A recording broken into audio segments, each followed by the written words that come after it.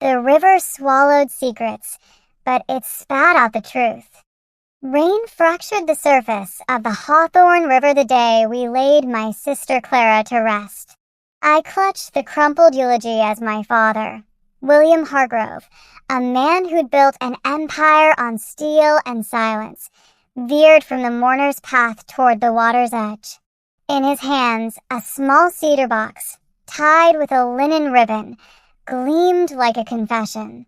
My mother, Eleanor, lingered behind, her face carved hollow, her hands twisting a scarf into knots. Dad didn't glance my way. He knelt, set the box in the current, and let it go. My pulse stuttered. A faint sound, high, brittle, alive, slipped from the box as it bobbed. I sprinted, mud sucking in my boots, breath jagged. "Please be nothing," I begged, clawing the box from the reeds. The lid was sealed tight. I jammed my house key under the edge and pried. When it gave way, the sky split open with it. "I'm Abigail Hargrove." In Crestwood, the Hargrove name was a monument, polished, unyielding.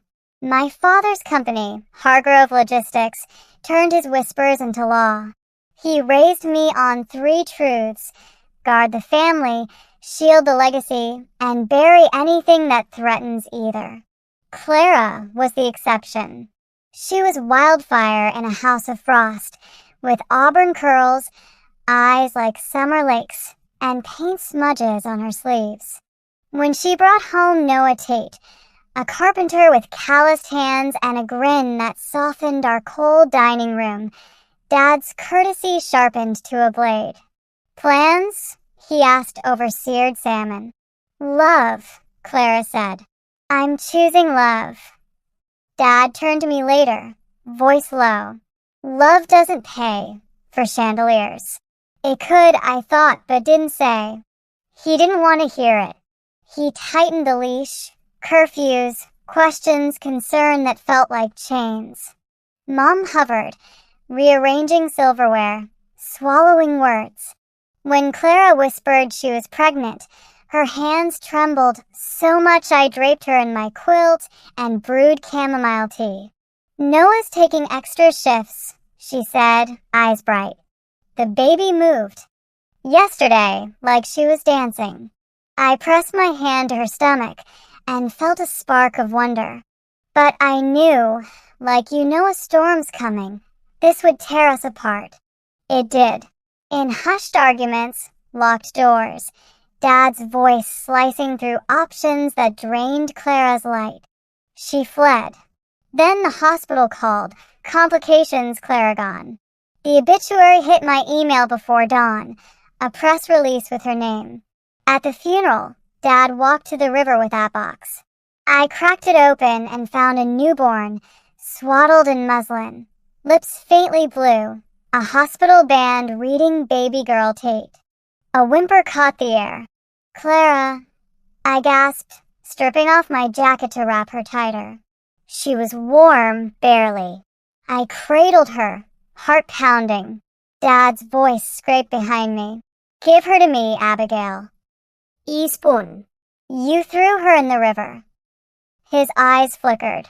"You don't understand." "Explain it." He stared at the water, reeds trembling. The paperwork, the scandal. Her choices left a mess. "A child," I said. Mom's voice broke through. "William, stop." He didn't. "We can fix this." "Fix." I held the baby closer. "She's not a liability." I ran to my car, Mom stepping aside, eyes down. Dad stood rooted, face like a balance sheet. I drove to St. Mary's ER, where a nurse with steady hands took one look and yelled for a doctor. "Found her by the river," I said, voice clipped. She nodded, no questions. "You saved her," she said. "She saved me," I replied and meant it. They named her baby Hargrove because I claimed her fast. In the waiting room, coffee soaking my sleeve, the doctor said, "Hypothermia, but she's fighting." She's Clara's, I whispered. I named her Lila, for the light Clara chased. I signed foster forms with hands that shook like they never had in boardrooms. Dad appeared on day 2, his SUV idling like a threat. Enough, Abigail. Hand her over. I'll manage the arrangements. Like you managed the river? I said, Lila, against my shoulder. His jaw tightened. This is about legacy. No, I said. It's about her. He left, but not before warning. You'll regret this defiance. I already regretted every moment I hadn't fought him sooner. I called Noah. His voice cracked when I told him. They tried to erase my daughter. She's alive, I said. St. Mary's. She's perfect. He arrived, eyes red, and pressed his hand to the isolette. Lila, he whispered, you're my miracle. We planned guardianship petitions, hospital records, a log of Dad's calls, and veiled offers. Dad sent orchids with a note. For your generosity. Mom texted at 3 a.m. I'm sorry, Abigail. I failed her. The custody hearing was in Crestwood Stone Courthouse. Judge Evelyn Holt read our file, her pen tapping like a clock. Dad's lawyer spun a tale of grief-driven mistakes. The Hargroves will provide for the child. Judge Holt's eyes narrowed.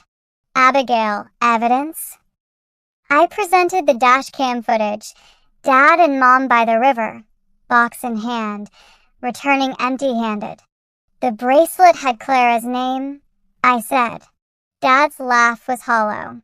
A box proves nothing. Then why was Lila inside? Silence. Judge Holt ruled. Joint custody to Noah and me. Supervised visits for my parents. Counseling mandatory.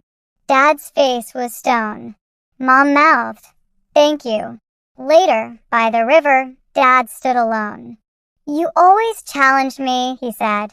I should have known. Someone had to, I replied. He admitted the box haunted him. You can change, I said. He started counseling the next week. Noah and I raised Lila, her eyes Clara's blue. Mom brought Clara's half-painted canvas, saying she should know her mother's light.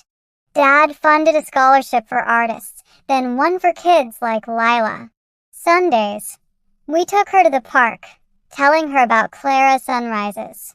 At night, I wrote to Clara. We kept her. We're learning to live. By spring, we returned to the river, flowers in hand. Dad apologized to Lila, voice soft.